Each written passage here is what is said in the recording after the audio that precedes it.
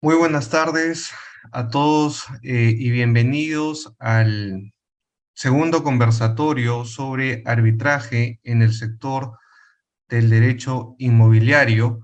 El día de hoy nos acompañan grandes especialistas. Está el doctor Martín Mejorada, el doctor Daniel Linares, el doctor Henry Huanco, quienes van a abordar los temas referentes a la coyuntura actual del sector inmobiliario después del COVID-19 que todos hemos vivido, el cómo se viene reactivando el sector de construcción, cuáles son los nuevos alcances y modificaciones en el sector inmobiliario y también cuáles van a ser estas controversias frecuentes que tienen las partes al momento de arrendar, al momento de las compraventas, de bienes futuros, y también los casos respecto al arbitraje, cómo llevamos a solucionar estas controversias dentro del derecho inmobiliario a un arbitraje antes del Poder Judicial. Eh, Bien, sin más preámbulos, me complace presentar al doctor Martín Mejorada, quien es abogado por la Universidad Pontificia, Universidad Católica del Perú, es socio de la firma eh, Mejorada y Abogados, asesor legal en materia patrimonial, es un reconocido conferencista nacional en temas del sector inmobiliario y temas de propiedad. Doctor Martín Mejorada, bienvenido y tiene usted el, el uso de la palabra para comentarnos sobre el panorama actual del derecho inmobiliario en el arbitraje. Bienvenido, doctor. Muchas gracias a los organizadores, a Daniel, a Henry, un saludo también a amigos. Como adelanté en la coordinación previa, lamentablemente no puedo quedarme luego de la breve exposición que voy a hacer. Estoy seguro que Henry y Daniel van a hacer más rica la conversa luego.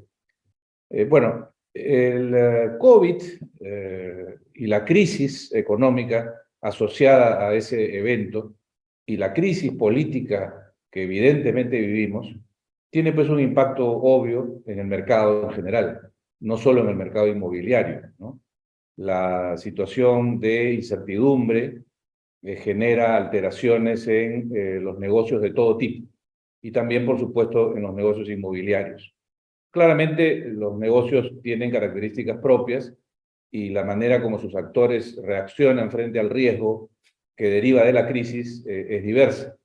Pero hay una cosa común, ¿no? Hay un riesgo permanente en que los contratos se cumplan, sean los contratos que ya se habían celebrado antes de la crisis o los contratos que ahora se celebran en el marco de la crisis. La situación es diversa en uno y otro caso, ciertamente, pero los contratos que ya se habían celebrado y que se han venido ejecutando con dificultad o que no se han ejecutado precisamente por la crisis, pues son unos que tendrán que dar lugar a mecanismos de solución de controversias en el ámbito inmobiliario, por ejemplo, en diversos negocios del mundo inmobiliario. Las garantías hipotecarias, por ejemplo, ciertamente los contratos de arrendamiento que terminados no logran para el propietario una recuperación pronta de los inmuebles, las declaraciones de propiedad para buscar el saneamiento de los títulos a través de la prescripción adquisitiva, y ciertamente los debates o discusiones sobre quién tiene la propiedad cuando hay varios que ostentan títulos que aparentemente les otorgan este derecho. El momento de crisis y de caos que vivimos lo que hace es agudizar las controversias, ¿no? Hay cierta desesperación en los actores porque se necesita liquidez, ¿no? Y entonces hay una vorágine de operaciones que respecto a los contratos, digo, que ya se habían celebrado antes de la crisis, se tornan ahora controvertidos, no por sus estructuras jurídicas, sino por sus incumplimientos y la determinación de las causas que llevaron a dichos incumplimientos y las posiciones que asumen las partes en relación a ese hecho. Y en relación a los nuevos contratos que ahora se celebran, pues se celebran en un marco de incertidumbre y por tanto pues no hay tantos contratos que se celebren, porque hay temor a que estos no se cumplan, o se celebran, pero a valores irreales o a costos muy altos, porque el riesgo tiene que, obviamente, ocupar su lugar en los precios, ¿no? Entonces todo está distorsionado. Okay. Esto que está distorsionado en diferentes ámbitos, antes o después de la crisis, lo que lleva a la evaluación de si el arbitraje es un mecanismo idóneo para ventilar estas controversias. Las de antes y las que se generarán después con ocasión de contratos que se celebran ahora de un modo algo torcido, ¿no? Sí, pues indudablemente las ventajas del arbitraje para el sector inmobiliario son las mismas que para cualquier otro sector, en el sentido de que el arbitraje es positivo porque le permite a las partes el someter su cuestión al conocimiento de una persona altamente especializada que ellas mismas eligen y quien en un proceso evidentemente más corto dará solución a la controversia, ¿no? Y eso en comparación con el Poder Judicial, pues creo que no merece ningún comentario adicional, es mucho mejor, es mucho mejor. En general, porque tampoco el arbitraje es la panacea, hay también malos arbitrajes, ¿no? Hay malos árbitros, hay árbitros que son torpes, que no conocen la materia, ¿y cómo así son árbitros? Pues porque las partes se equivocaron al designarlos, o porque los centros de arbitraje no filtran adecuadamente sus listas. Qué sé yo, no hay nada perfecto, pero en general es evidente que el arbitraje es mejor que el Poder Judicial para todo, no solo para el tema inmobiliario, para todo, ¿no?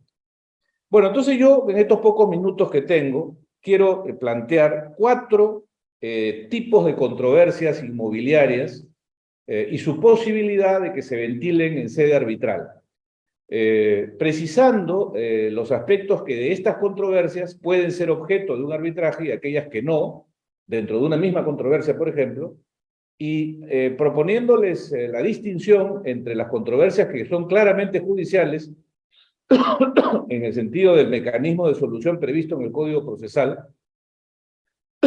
de las cuestiones de fondo que se resuelven a través de dichos procesos. Por ejemplo, y empecemos por el más común, el desalojo. La pregunta sobre si un desalojo puede ser sometido a arbitraje, la respuesta es no, porque el desalojo es un trámite del proceso civil, es como decir el interdicto, es decir, es un proceso típico de la legislación procesal, a través del cual, del desalojo, quien tiene derecho sobre un inmueble pide que se le entregue a aquella persona que no lo tiene, que no tiene derecho sobre el inmueble, en una condición en la que el ocupante pues claramente no tiene título, ¿no? Pero eso llamado desalojo, insisto, es un trámite que no puede ser sustituido por un arbitraje porque es un proceso judicial y está diseñado para que lo vea un juez y tiene competencias y por tanto habla de jueces con sus competencias en razón de las cuantías, tiene instancias, tiene mecanismos y etapas de ejecución del proceso mismo y luego de aquello que puede ser objeto o no de decisión ahí. Pero claro, a los efectos prácticos, lo importante no es tanto que se llame desalojo o de cualquier otro modo, sino que se vea en él el interés de alguien, el propietario, por ejemplo, por recuperar rápidamente la posesión de un bien que está en manos de quien no tiene derecho. Esa es la controversia. ¿Esa controversia puede ser sometida a arbitraje? Por supuesto que sí, por supuesto que sí. Y, por tanto, podría ser en los contratos donde suele surgir la controversia que da lugar al llamado desalojo, consignarse el convenio arbitral que luego permita a las partes el utilizarlo para ventilar las cuestiones que tienen que ver con esta discusión sobre si el propietario tiene o no derecho a que se le entregue el bien. En los procesos de desalojo que todos conocemos, la discusión que hace que este proceso tome hasta 4, 5 o 6 años, porque usualmente llega a la Corte Suprema, dicho sea de paso entre paréntesis, ya entró en vigencia ayer, si no me equivoco, la ley que modifica el Código Procesal Civil y que limita el acceso de los procesos a la Corte Suprema, siendo entonces que solo llegarán a la Corte Suprema las causas que tienen montos superiores a 230.000 soles o algo así. Lo que da lugar, en mi opinión, a que los desalojos, estos de los que vengo hablando del proceso civil, bien planteados, ya no lleguen a la Corte Suprema. Ya no lleguen a la Corte Suprema. ¿Por qué se dirá? porque 230.000 soles acaso no es un valor que está presente en los desalojos. En los desalojos no se discute sobre la propiedad, no está en cuestión quién es el propietario, está en cuestión quién debe tener la posesión. Y eso no es un asunto que vale el valor del inmueble, es un asunto que tiene que ver con el valor de la renta o de los frutos. Y eso difícilmente va a llegar a 230.000 soles en circunstancias normales, ¿no? Y eso de por sí va a hacer que los desalojos vean reducido su tiempo usual, probablemente de 4 años pues a 2, que es bastante, ¿no? Pero aún así, decía, y es un tiempo excesivo, pues, ¿no? Un arrendador que en el negocio inmobiliario de arrendamiento espera que al terminar el contrato le devuelvan el inmueble, no puede esperar pues 2 años para que se lo devuelvan. De esos 2 años, incluso sin llegar a la Corte Suprema, ¿de qué discuten las partes? ¿De qué discuten? ¿Por qué tanta discusión? Porque el demandante dice que es el dueño, el demandado no tiene título, dice el demandante, y el demandado dice que sí tiene título, que el contrato se prorrogó, que él está pagando, que hubo una renovación tácita, en fin, todo el cuento de los demandados. Esa discusión es la que dura 2 años. Y la verdad es que no vale esos 2 años. Es una discusión que se puede resolver en semanas. Y por tanto, ese es el aspecto que puede ser sometido a arbitraje. Entonces, la cláusula arbitraria del contrato de arrendamiento tiene que ser muy precisa en relación a este tema. Por supuesto, si uno pone las partes convienen que se someterá a arbitraje en caso de desalojo, eso está mal, porque el desalojo no puede ser sometido a arbitraje.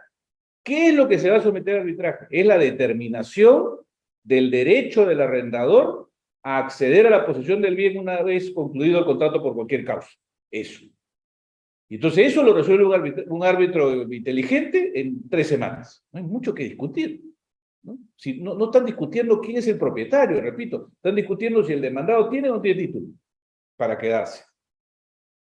Y eso resuelto que sea, si bien es cierto, como todos sabemos, el árbitro no puede ir con su secretario a hacer el desherraje del inmueble si es que el demandado se resiste a la entrega, pues ya será el laudo que irá solo a ejecución forzada ante el juez, quien dispone el uso de la fuerza pública para expulsar al demandado que no tiene derecho.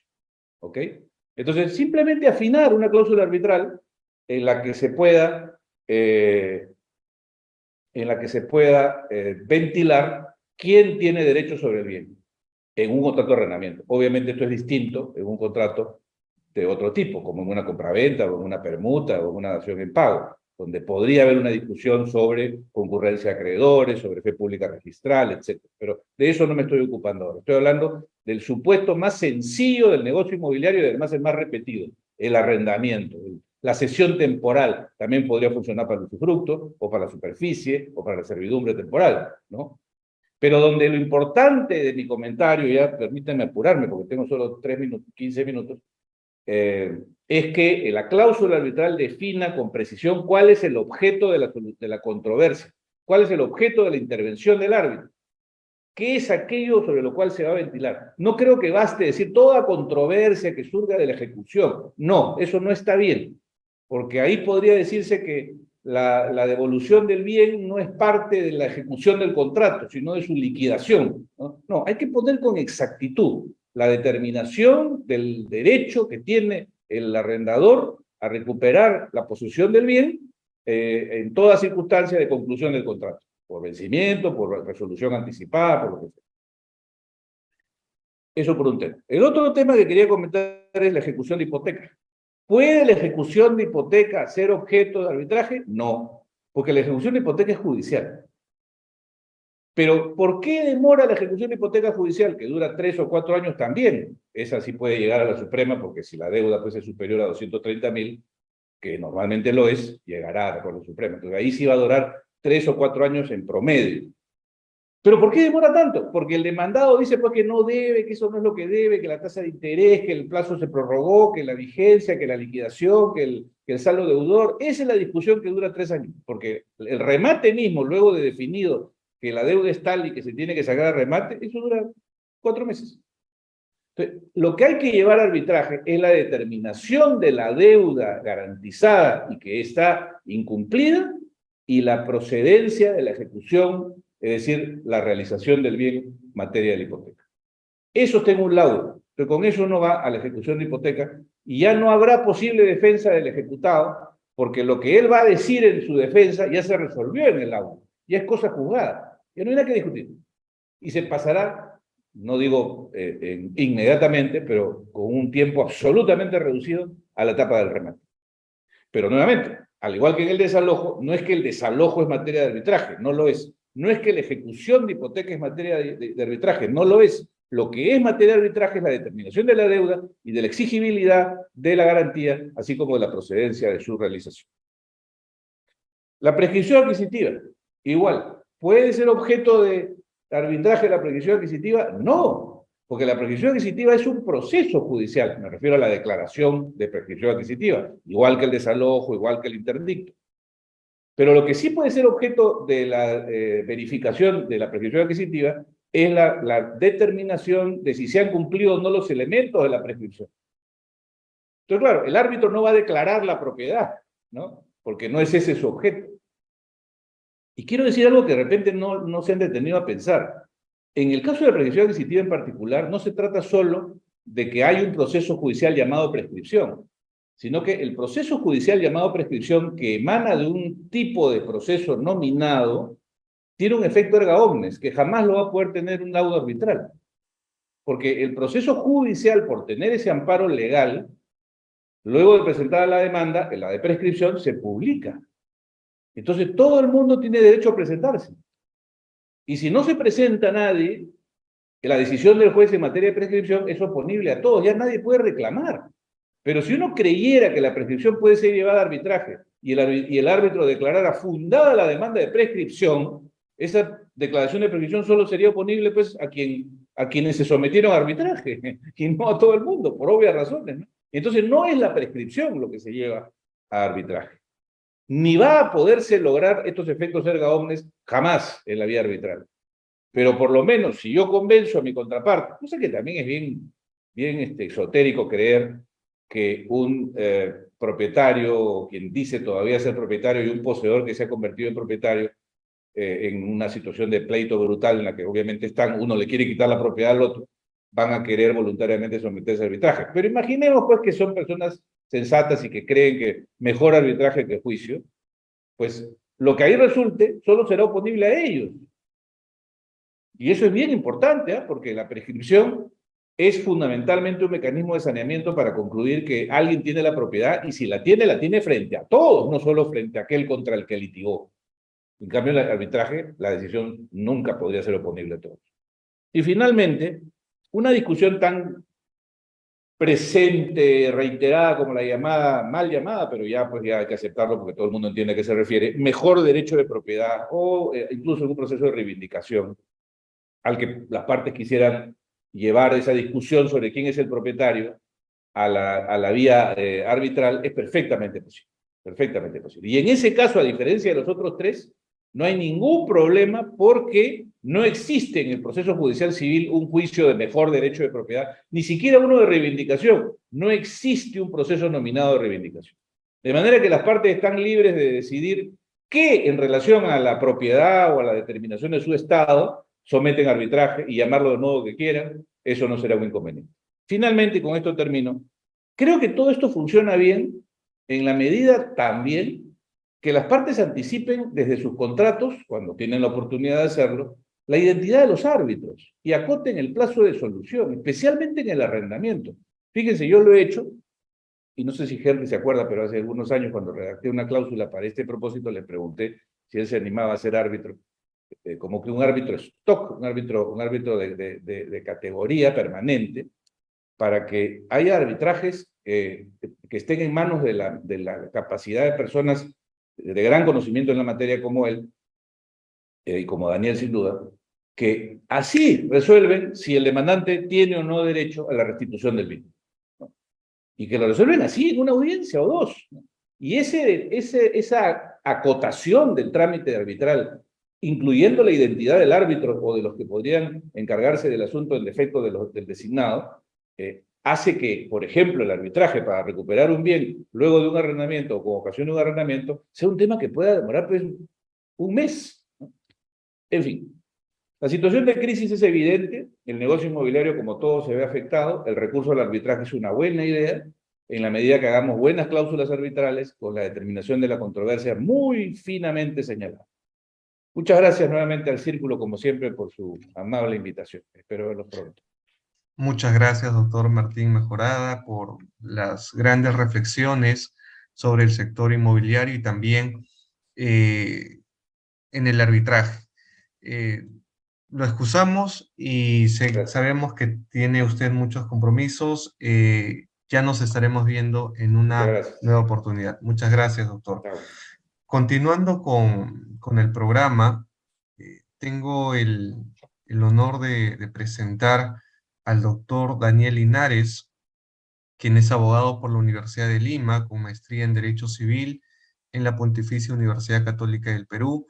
Es abogado especialista en arbitraje, eh, árbitro adscrito a diferentes centros de arbitraje como la Cámara de Comercio de Lima, Cámara de Comercio de Bélgica, entre otros, quien nos va a, a comentar también sobre qué controversias frecuentes son las que se recurren a un arbitraje dentro del sector inmobiliario, sobre todo en esta coyuntura, no solamente política, económica, sino también social. Doctor Daniel Linares, bienvenido y tiene usted el uso de la palabra. Muchas gracias. Muchas gracias. Buenas tardes a todos. Bueno, el primer tema es que uno no necesita ser un especialista en derecho inmobiliario para tener un problema de derecho inmobiliario, porque todos tenemos alguna relación con inmuebles, ¿no? El derecho inmobiliario es totalmente transversal. Y se dan relaciones de todo tipo, ¿no? Ahora Martín ha hablado del arrendamiento, por ejemplo, de la prescripción, de la propia reivindicación o la ejecución de hipotecas. Tenemos temas relacionados con el uso, con la propiedad, con la explotación, con los problemas de linderos, con la copropiedad. En fin, hay un sinnúmero de relaciones que se dan a nivel inmobiliario de manera lícita e ilícita también, porque también tenemos a los invasores, tenemos a quienes se situacionan con las construcciones, y sobre eso también voy a hablar ahora, ¿no? Y evidentemente esta gran cantidad de relaciones que ocasiona el derecho inmobiliario genera que haya mucha conflictividad, porque creo yo en el Poder Judicial, probablemente no sé en los centros arbitrales, porque ahora vamos a tocar por qué, seguramente con el derecho de familia, el derecho inmobiliario es lo que más ocasiona litigiosidad, ¿no? y carga procesal. Entonces tenemos este gran mundo del derecho inmobiliario. En el caso del Estado en contratación pública siempre se va a arbitraje. En el caso del privado puede ir al Poder Judicial cuando son temas que no pudo prevenir o cuando no lo pactó así, porque es la norma general, o puede irse al arbitraje cuando lo acuerda de esa manera. Y es diferente la situación que vivimos hoy día, que es una situación de crisis mundial y de crisis política interna, a la que vimos ayer con el COVID, que generó una distorsión tremenda, a la cual se ha referido Martín, en que la litigiosidad fue consecuencia justamente de esta pandemia, ¿no? Y estamos viviendo tiempos diferentes. Entonces, la gran pregunta que tenemos es cómo solucionar estas controversias o cómo atacar este mercado. ¿Lo estamos haciendo bien? ¿Lo estamos haciendo mal? Y yo creo que lo primero que deberíamos ver es qué está pasando con el sistema arbitral. Si nosotros, por ejemplo, nos vamos al RENACE, que es este Registro Nacional de Centros Arbitrales, vamos a ver que hay 166 centros arbitrales registrados. Y ojo, que no es obligatorio registrar un centro arbitral cuando solamente vemos temas del privado, cuando estamos en el sector público, seguramente que sí. Con lo cual, tenemos 166 a la vista. No sabemos cuántos centros arbitrales hay realmente en el Perú. Si ustedes me preguntan a mí, mi experiencia con centros arbitrales, miren, no pasa de 10 centros arbitrales a nivel nacional, que yo conozco. Entonces, no sé qué está pasando con muchos de estos centros arbitrales y no sé cómo están arbitrando realmente. Y eso termina siendo un problema. ¿Por qué? Porque un mal arbitraje o una serie de malos arbitrajes termina desprestigiando al propio arbitraje. Y en el derecho arbitral, en el derecho inmobiliario se ha dado esto. Veamos, por ejemplo, o recordemos el caso Orellana. El caso Orellana, que se destapó en el año 2014. Este señor tenía una organización criminal muy bien montada, con medios de comunicación, influencias en el Congreso, influencias de la policía, en el Poder Judicial, en el Ministerio Público, en registros públicos, en notaría, en fin, era un andamiaje montado. Y él tenía 3 negocios: los laudos arbitrales, los concursos con liquidaciones para sanear inmuebles y las cartas fianzas para adjudicarse obras del Estado, cartas fianzas que nunca se pagaban y se llevaban el adelanto. Estos dos últimos no nos interesan los laudos arbitrales. ¿Y qué hacía Orellana? Orellana detectó vacíos en la ley de arbitraje. Antes de Orellana, los registros públicos no hacían un control o una calificación estricta de los laudos, los inscribían. ¿Qué hizo Orellana? Orellana, creo yo, se adjudicó más de 100 inmuebles de manera ilegal. ¿Qué hacía? Un contrato de compraventa entre dos personas, dos testaferros, ¿no? Ninguno era propietario del inmueble, el vendedor no era propietario del inmueble, pero lo hacía por escritura pública. Y pactaba convenio arbitral. Y en base a ese convenio arbitral, armaba una discusión, y en base a esa discusión terminaba el supuesto comprador adjudicando el inmueble. ¿Cuándo se enteraba el propietario? Cuando ya se había vendido varias veces y estaba con una orden de lanzamiento encima.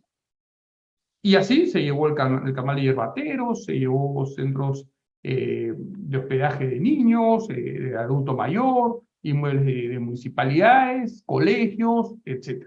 ¿Cuál era el otro mecanismo que tenía? Las mejoras. Pactaba mejoras en su contrato entre la persona que arrendaba, por ejemplo, y el arrendatario.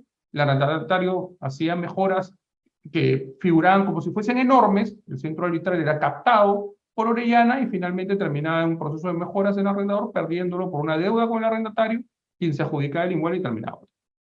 Entonces, esta gran litigiosidad que existe en el derecho inmobiliario también da lugar a que aparezcan mafias y comiencen, y como no tenemos control, y comiencen a hacer de las suyas. Y esto ocasiona problemas. ¿Qué sucedió a consecuencia de Orellana, por ejemplo? Apareció el congresista Becerril tratando de inventar la segunda instancia en los procesos arbitrales, proyecto que gracias a Dios no prosperó, porque hubiera sido simplemente la liquidación del arbitraje. También se emitió, recuerdo, un decreto legislativo, el 1231, que modifica la ley de arbitraje. A partir de ese decreto legislativo se agrega la capacidad de los árbitros, la necesidad, o para ser árbitro, de no tener una sentencia penal condenatoria.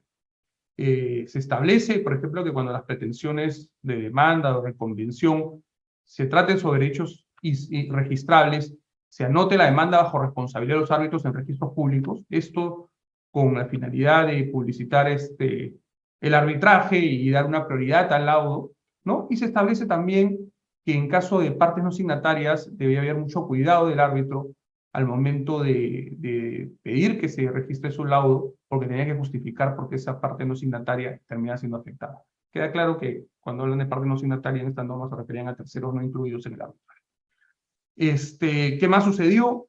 Registros Públicos emitió también una directiva por la cual estableció formas para el laudo, para poder inscribirlo, ¿no? Estableció que el registrador tenía la facultad de calificar el laudo para efectos de determinar que no están afectando derechos de terceros, no incluidos en el arbitraje, y además que haya un tracto, esto por toda la experiencia que tenía. También tuvo consecuencias negativas a nivel de las entidades bancarias, porque a partir del caso Orellana, los bancos ya no embargan cuentas por orden de los árbitros, ahora piden que se vaya al auxilio judicial, lo cual implica una gran demora al efecto de trabar embargos. Y estas son experiencias negativas que se han dado por esta falta de control. ¿Qué es lo que estoy viendo yo por lo menos hoy día? Hoy día lo que veo es que tenemos un gran mercado. Ahora, Martín habló con bastante acierto, por ejemplo, en los temas de recuperación de inmuebles, es cierto, el desalojo no debe ser arbitrable, pero sí las discusiones sobre cumplimientos de contrato. Un desalojo en el Perú tiene una demora no menor de 4 años en el Poder Judicial, comenzando un juego de paz, más o menos según los ratios que siguen. Si no vamos a un proceso arbitral bien llevado, esto no debería demorar más de 6 meses, ¿no? Un proceso de ejecución de hipoteca en el Perú tiene un promedio de 7 años, más o menos, lo cual es inaudito, ¿no? Discutir las materias de fondo a nivel arbitral probablemente podrían abreviar esos 7 años en 1. Entonces hay un gran mercado que es posible atacar para efectos de tratar de volver más eficiente la administración de controversias a niveles comerciales. Pero ¿quién los está atacando? Porque no son los grandes centros. Yo no veo a ANCHAM, ni a la Cámara de Comercio, ni a la PUC metidos en estos temas. Lo están atacando probablemente centros de montaje muy pequeños y cuyas resoluciones son inciertas. He tenido la posibilidad o la oportunidad de tener conflicto con 2 de ellas, y uno cuando ve su estatuto ve, por ejemplo, que ellos rematan inmuebles, lanzan a la gente de inmuebles por más que no haya intervenido en el arbitraje, y cuando uno va a estos centros de arbitraje ve que es una pequeña sala en que el árbitro es probablemente también el conserje, el secretario y el auxiliar, que las causas las resuelven en menos de 3 meses y que su objetivo no es generar un lugar confiable de solución de controversias, sino tener un negocio cautivo, por ejemplo, con los prestamistas, ¿no? Entonces, los prestamistas en estos centros de arbitraje tienen un lugar en el cual van a esquilar prácticamente a su deudor, porque sus contratos están llenos de penalidades enormes, seguramente, e intereses leoninos, y tenemos un mercado que comienza a crecer por ese lado, a costas del arbitraje, y que tarde o temprano seguramente nos va a pasar la factura. Entonces, ¿qué es lo que quiero decir con esto?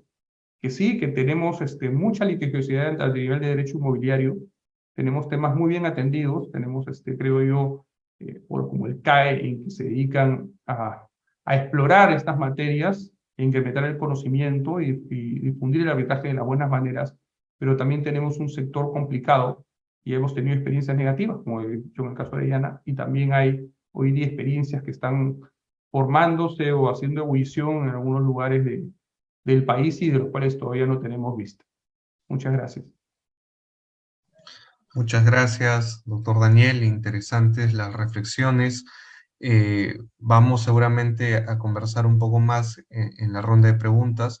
Y continuando con el programa, tengo el gusto de presentar al doctor Henry Huanco, quien es abogado por la Universidad Nacional Mayor de San Marcos, cuenta con maestría en asesoría y consultoría inmobiliaria en la Universidad de Barcelona. Es fundador y presidente de la Asociación Peruana de Derecho Inmobiliario.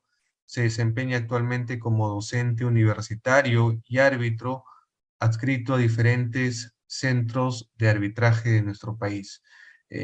¿Quién nos va a conversar sobre los mecanismos de solución de conflictos en el sector inmobiliario y cómo pactar también cláusulas escalonadas en los contratos dentro del sector inmobiliario? ¿Por qué apostar por el arbitraje si hay ventajas o desventajas que uno debe tener presente?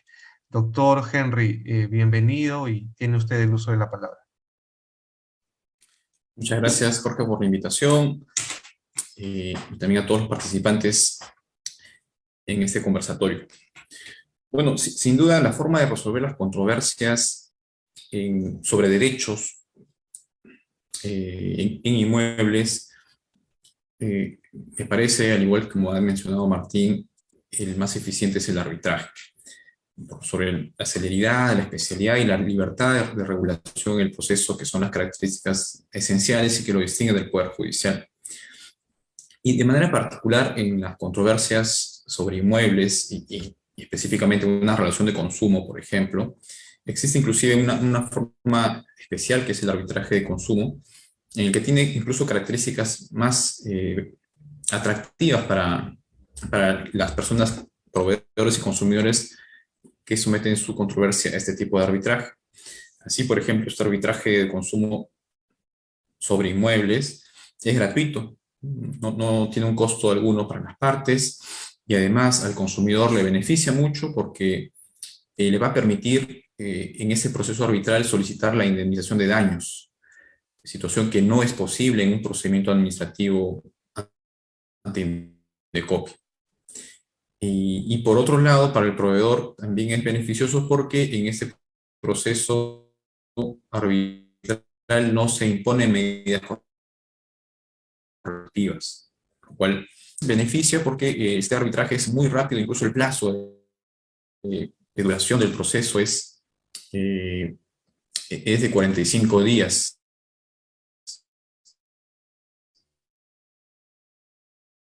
Una vez que se admite la solicitud de arbitraje.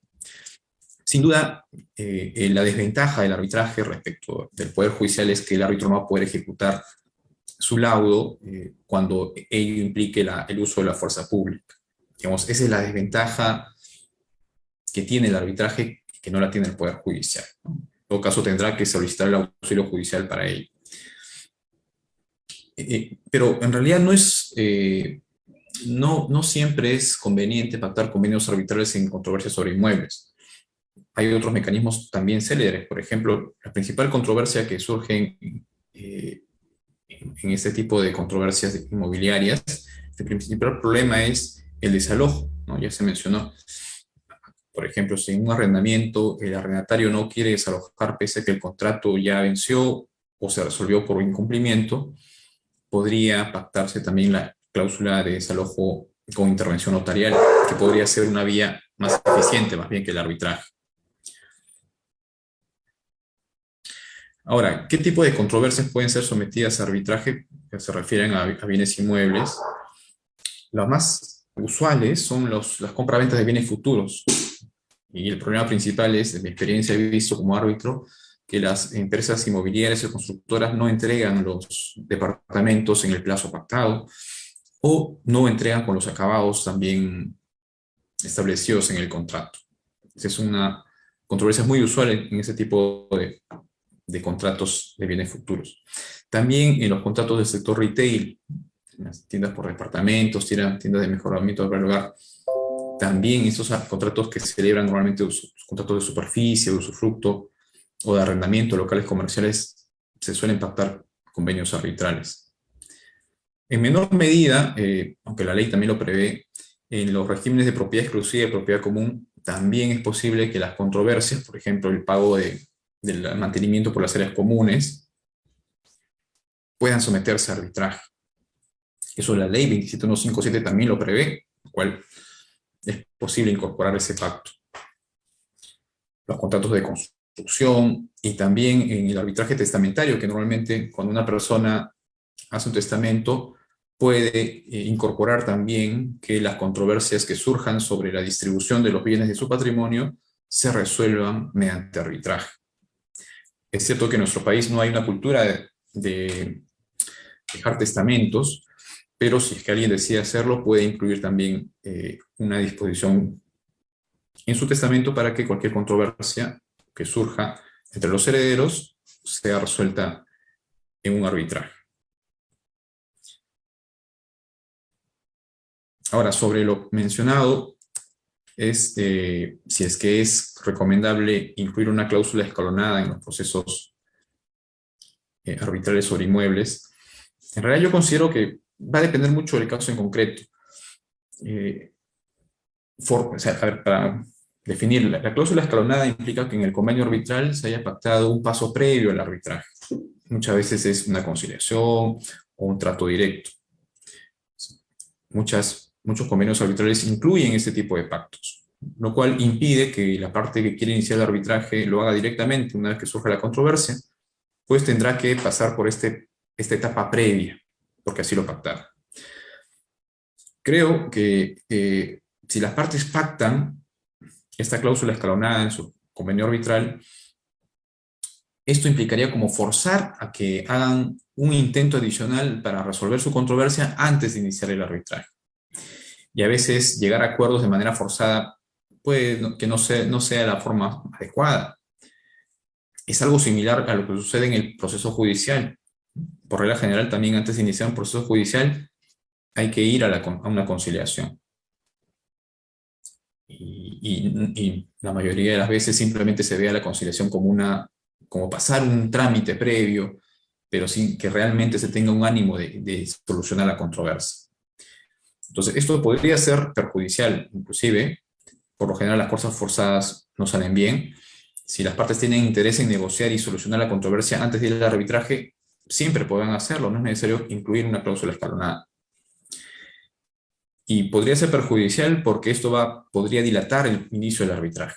Si pactamos una cláusula escalonada, las partes van a estar obligadas a pasar por esa vía previa al arbitraje, lo cual va a retardar el inicio del arbitraje y además puede otorgar mayor tiempo a la parte demandada para que pueda diseñar su estrategia de defensa, porque la parte demandada ya va a saber qué es lo que el demandante va a pedir, entonces mientras dure esa etapa previa va a poder ir tal vez armando su caso, su defensa, recabando las pruebas para poder defenderse cuando le notifiquen la demanda arbitral. Por lo tanto, podría ser perjudicial. Una cláusula más bien que se está incluyendo mucho ahora en arbitrajes internacionales es la llamada cláusula híbrida. Las cláusulas híbridas permiten que al momento de iniciar el arbitraje, una de las partes pueda decidir si quiere iniciar un arbitraje o ir al Poder Judicial. Entonces, esto ya la parte en ese momento podrá tomar la mejor decisión. Recordemos que los convenios arbitrales y todas las cláusulas del contrato siempre se incluyen cuando no hay conflicto, ¿no? Al iniciar la relación contractual. Y en ese momento seguramente las partes no están pensando en el conflicto que puedan tener. Va a ser difícil también que sepan sobre qué va a versar el conflicto. Entonces tal vez la decisión, el mejor momento para decidir a qué vía recurrir es cuando ya surge la controversia, al arbitraje o al Poder Judicial. Entonces esa decisión tal vez sea más conveniente tomarla en ese momento e incluir una cláusula híbrida va a permitir a esa parte tomar esa decisión en ese momento. Estas cláusulas híbridas pueden ser simétricas o asimétricas, si es que ese derecho a elegir la vía la tiene una parte, que sería simétrica, o ambas, que sería simétrica porque hay igualdad de condiciones. Entonces, esta podría ser también una fórmula que podríamos incluir en los arbitrajes locales. No es muy usual en los casos que yo he visto como árbitro y abogado, no he encontrado muchas cláusulas así, pero podría ser beneficioso y repito, la cláusula arbitral, como toda cláusula en un contrato, siempre es como un saco a la medida, hay que evaluar bien el caso en concreto, el interés del cliente para identificar si le favorece o no. Bueno, estos son algunos comentarios que quería compartir con ustedes en atención a las preguntas que me han formulado. Muchas gracias. Muchas gracias, Henry. Interesante también la posesión y los temas que hay que tener en cuenta. Abro el debate y también las preguntas que nos están haciendo llegar y los planteo para ambos, para modo de conversar. En estos, digamos, años que ya tiene el arbitraje en nuestro país, una ley que conocemos, que es el Decreto Legislativo 1071, y que ya tiene más de 10 años de vigencia en nuestro ordenamiento jurídico, ¿por qué ustedes consideran, y si hay alguna propuesta tal vez, de cómo impulsar y promover el arbitraje dentro del sector inmobiliario como un mecanismo que se debe optar en las controversias eventuales que surjan entre las partes? ¿O es que, digamos, debemos dejar esa carga procesal en manos también del Poder Judicial, que ya bastante trabajo tiene en estos últimos años? Daniel, ¿cuáles son tus comentarios? Mira, nosotros hemos tenido la oportunidad de participar mucho en algunos foros en la provincia, ¿sí? Porque tenemos un producto de financiamiento de arbitrajes. Y lo que hemos detectado es que no hay un conocimiento del arbitraje como una institución de resolución de conflictos a nivel masivo en el Perú, ¿no? Y si tú te vas a las grandes empresas o a las empresas con buen gobierno corporativo o con buenos abogados, te queda claro que el arbitraje es una institución que van a tomar, porque la conocen, son familiares, están nutridos de esa información. Pero cuando te vas a un sector de pequeña empresa o mediana empresa más desordenado, en que los abogados no litigan a nivel de Poder Judicial, de arbitraje, no están más metidos en el Poder Judicial, hay una ignorancia de la institución, ¿no? Y es más, y hay un temor a que sea muy cara también.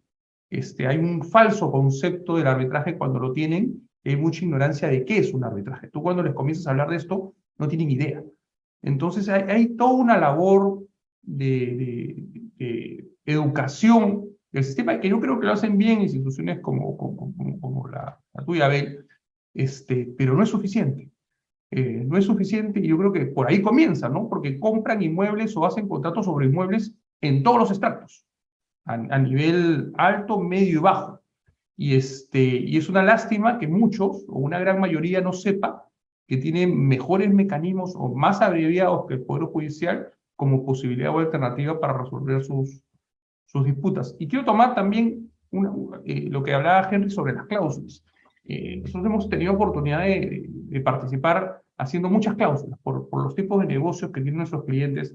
Básicamente no, el tema de la cláusula mixta funciona para cierto tipo de negocios, y también hay otras en que tú partes la discusión, ¿no? Y dices, sí, si tengo este tipo de discusión, me voy a árbitro único. Si tengo este tipo de discusión, me voy al Poder Judicial. Y si tengo este tipo de discusión, ya me voy a un tribunal arbitral, ¿no? Y haces estas cláusulas complejas con términos, porque lo lindo que tiene el arbitraje, y es algo que creo que no le sacamos provecho, porque normalmente esa es la cláusula final que copias del centro de la institución y la pegas, es justamente armar una muy buena cláusula arbitral para que cuando mañana surjan conflictos, poder tener las mejores herramientas para resolverlo en el más breve plazo y de la mejor manera. Muchas gracias.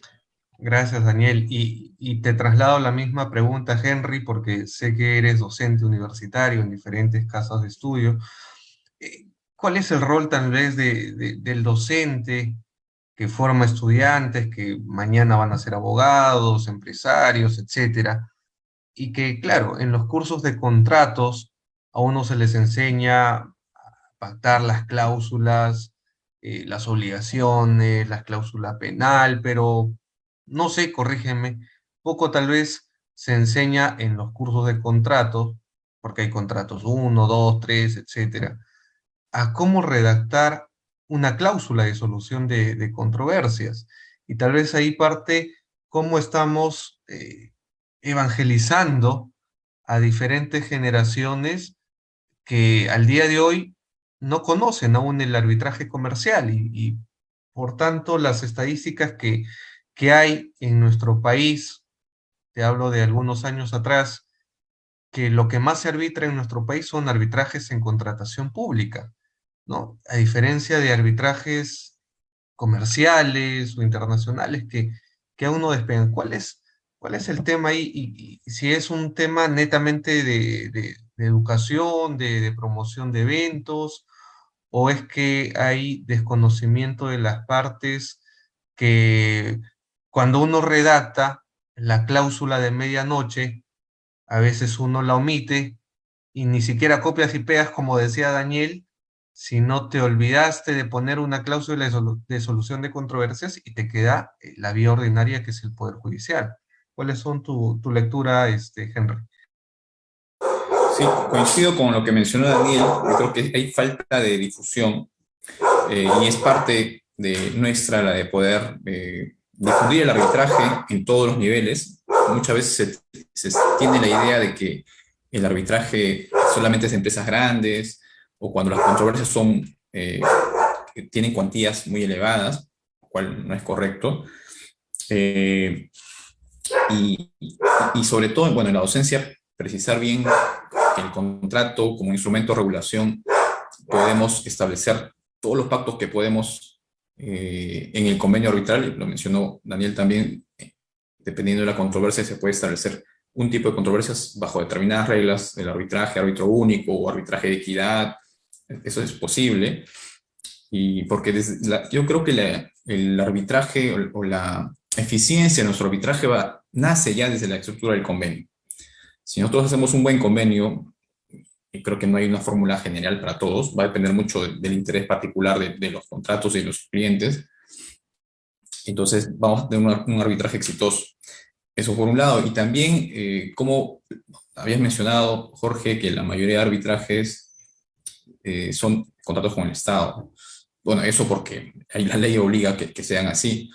No hay una obligatoriedad en arbitrajes inmobiliarios. Yo creo que tampoco debería haber, ¿no? Al final, porque eso iría en contra de la institución arbitral que nace de la voluntad libre de las partes.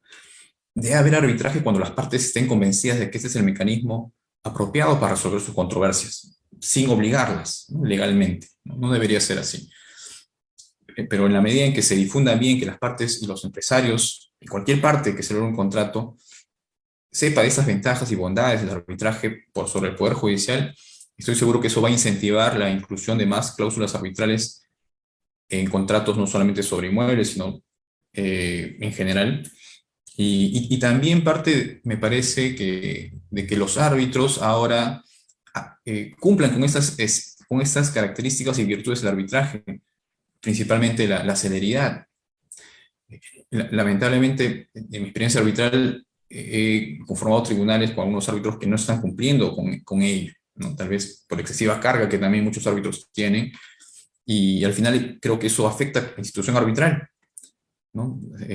Y yo creo que eso también es algo que debemos tomar conciencia para que el arbitraje se incremente, ¿no? De nada sirve impulsar el arbitraje y explicar las teorías en la docencia sobre las bondades si es que en la práctica no lo ejecutamos así. Gracias, Henry. Y hablando de este tema de la especialidad, ¿qué les parece? Porque ya conocemos en temas de arbitraje en contratación del Estado que a un árbitro le exigen tener 3 especialidades en derecho administrativo, contratación del Estado, también arbitraje.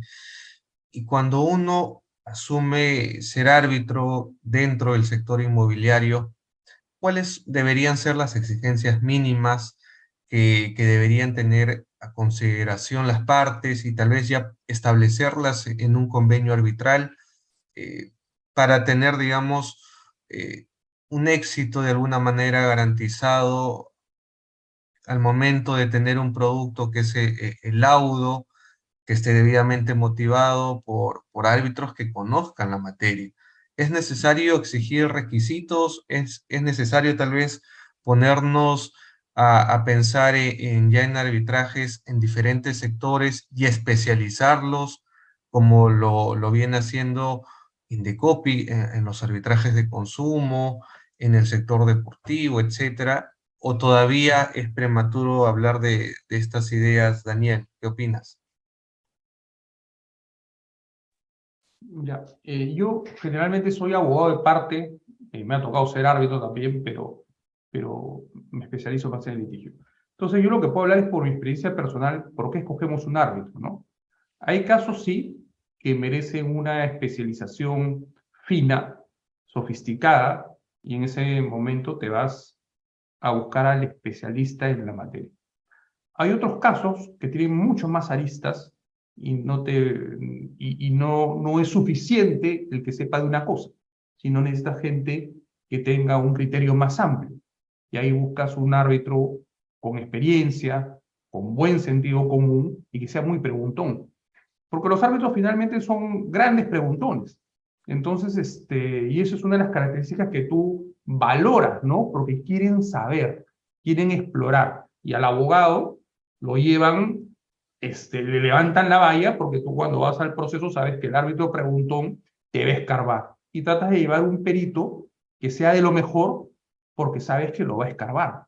Entonces, no necesariamente eliges al especialista o al que más sabe.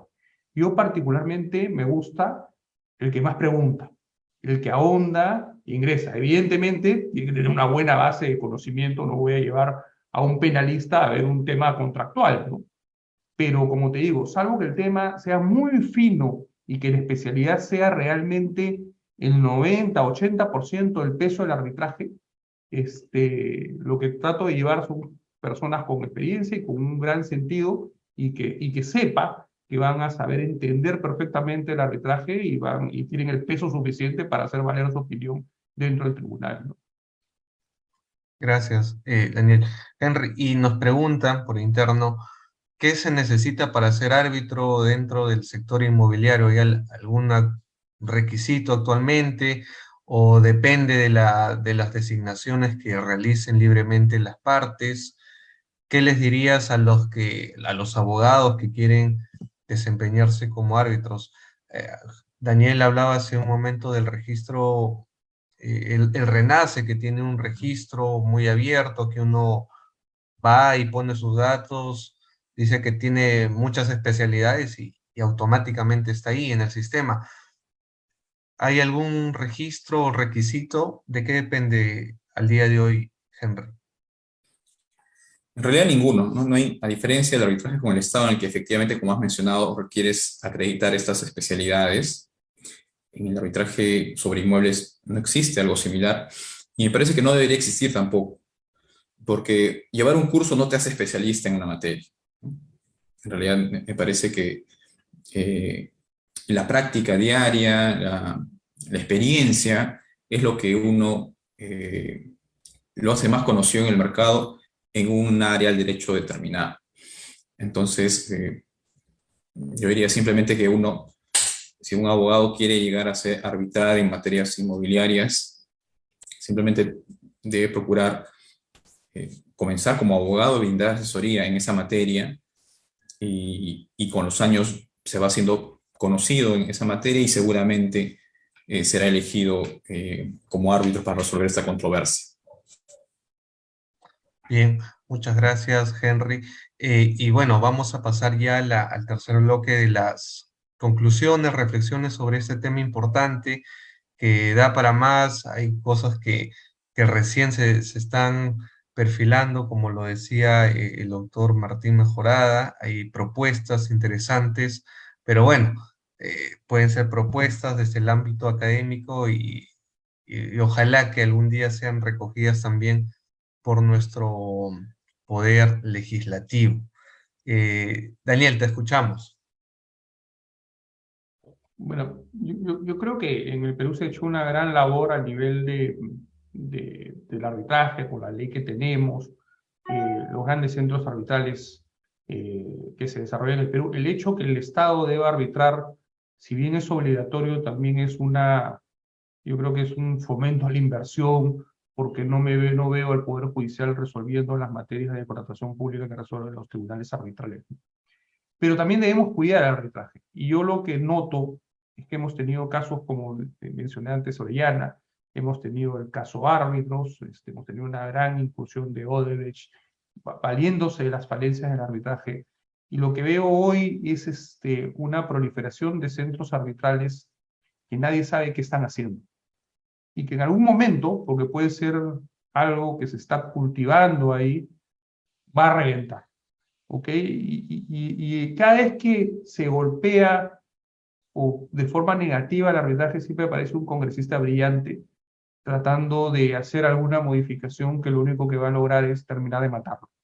Entonces, yo lo que creo es que deberíamos comenzar a pensar en mecanismos de prevención inteligentes para por lo menos tener algún tipo de control en aquellas cosas que se están haciendo, ¿no? Y que no se permita tanto abuso por parte seguramente de instituciones que son poco serias y que no creen en el arbitraje, sino lo único que creen es en el lucro. Muchas gracias, Daniel. Henry, te escuchamos. Bueno, yo creo que estamos bien, también estoy de acuerdo en que el desarrollo del arbitraje en el Perú es incluso objeto de envidia cuando a veces participo en foros con algunos ponentes extranjeros. Siempre nos ven a los árbitros peruanos o abogados en arbitrajes peruanos con cierta envidia, nos dicen que en Perú se arbitra mucho. Y yo creo que sí, y está muy bien, tenemos una buena ley de arbitraje, perfectible, a propósito de los casos que han pasado, ¿no? El caso que mencionó Daniel de Orellana, han habido algunos ajustes, sobre todo para inscribir laudos arbitrales en registros públicos, un filtro mayor, y que puede seguir pasando, ¿no? Lamentablemente siempre hay personas que tratan de identificar algunos vacíos de la ley y aprovecharlos.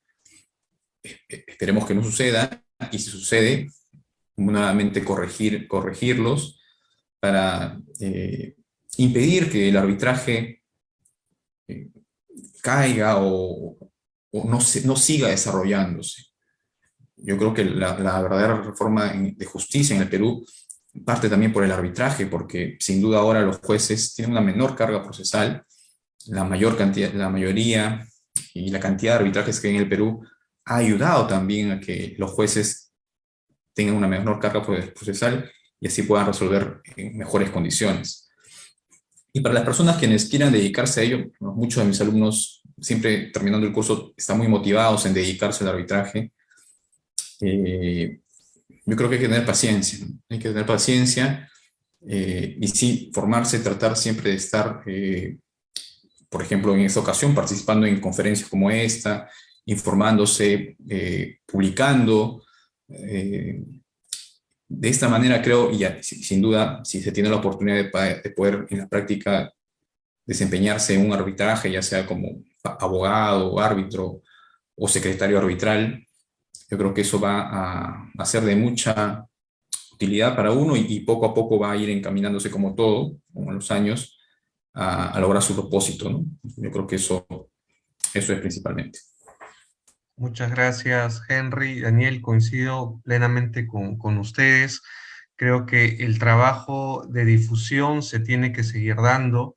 La defensa a la institución arbitral es importante y que la comunidad, sobre todo, siempre esté alerta a modificaciones que ya están en el Congreso, que han sido presentadas también por el Ejecutivo y que buscan nuevamente modificar la ley de arbitraje y también leyes como la ley de contrataciones del Estado.